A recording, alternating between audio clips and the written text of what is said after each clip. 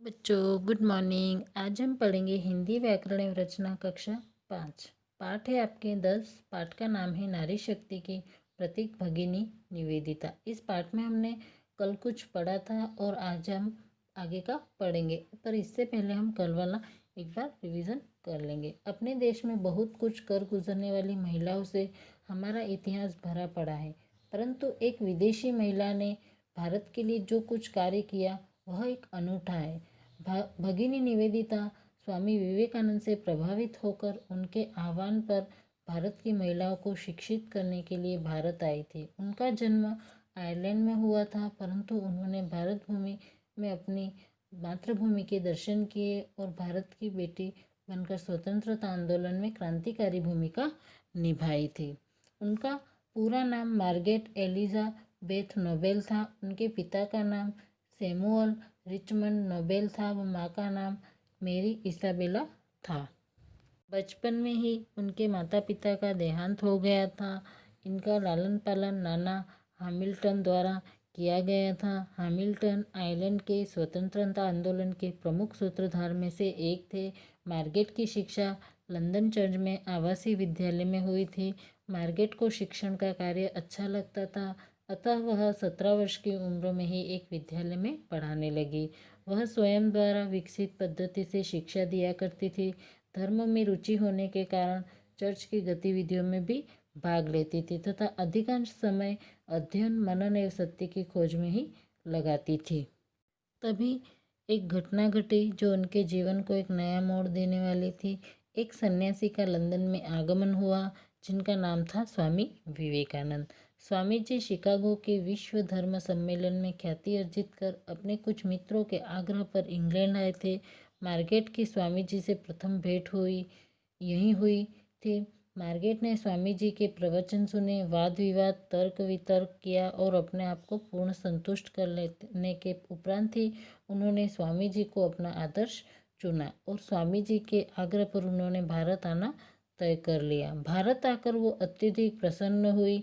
वे गंगा के किनारे वेलूर मठ की एक कुटिया में 2 अन्य अमेरिकन महिलाओं के साथ रहने लगी जो स्वामी जी की शिष्याएं थी।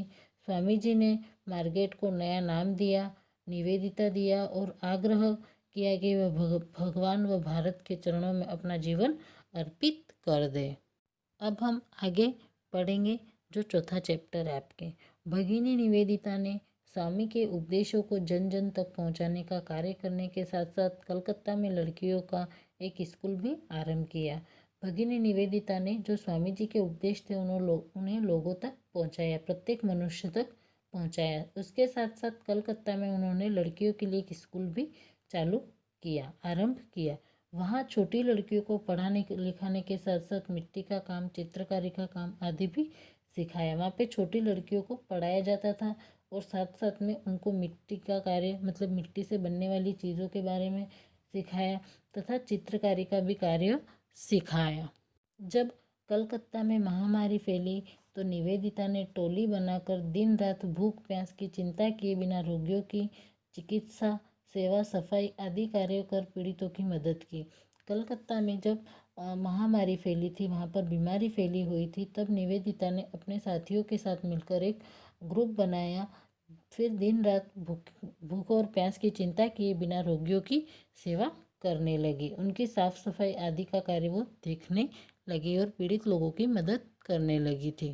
उन्होंने अंग्रेजी समाचार पत्रों में अपील प्रसारित कर मदद मांगी व धन संग्रह भी किया। उन्होंने अंग्रेजी समाचार पत्रों में अपील मतलब मदद मांगी और उन्होंने धन संग्रह भी किया।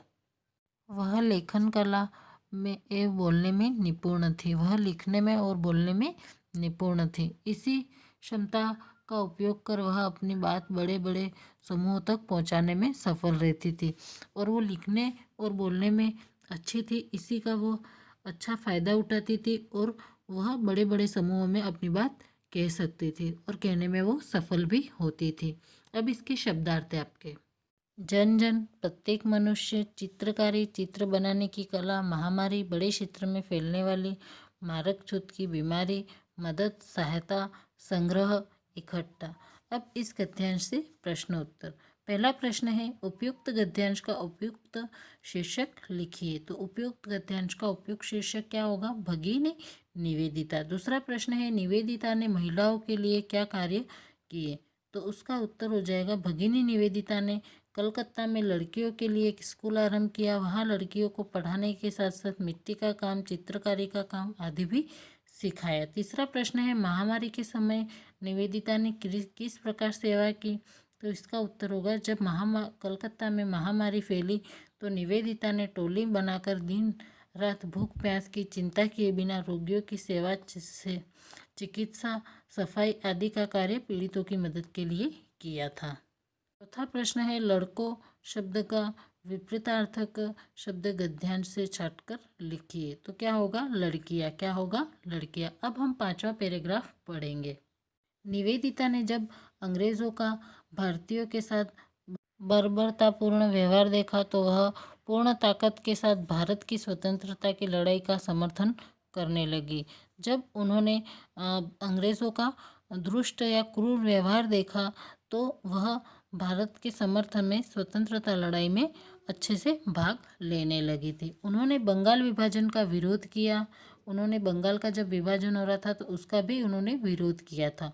उन्होंने जगदीश चंद्र बोस की उपलब्धियां विश्व पटल पर रखी और महर्षि अरविंद के जेल जाने के बाद उनके कर्मयोगी पत्र के लिए संपादकीय लिखने का कार्य भी करने लगी। उन्होंने जगदीश चंद्र बोस की जो उपलब्धियां थी उन्हें दुनिया के सामने रखी तथा महर्षि अरविंद के जेल जाने के बाद उन्होंने संपादक द्वारा लिखा गया या मतलब उनके लिए संपादक की कार्य लिखने का कार्य किया।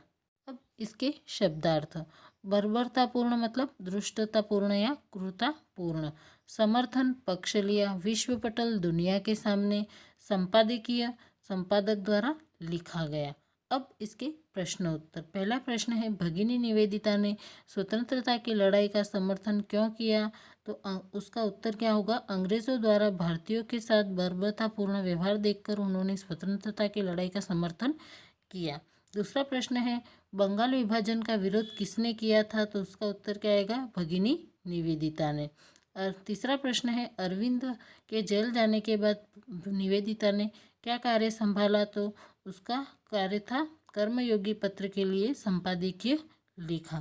चौथा प्रश्न है उपयुक्त गद्यांश का उचित शीर्षक लिखिए। तो इसका आंसर आएगा महान क्रांतिकारी भगिनी निवेदिता। अब आगे है आपके छठा पैराग्राफ या गद्यांश। उन्हें भारतीय स्त्रियां अधिक प्रभावित करती थी। भगिनी निवेदिता को जो भारतीय स्त्रियां थी वो अधिक प्रभावित करती थी। उन्हें लज्जा, विनम्रता, स्वाभिमान, सेवाभाव, निष्ठावान, ममत्व आदि की प्रतिमूर्ति दिखाई देती थी।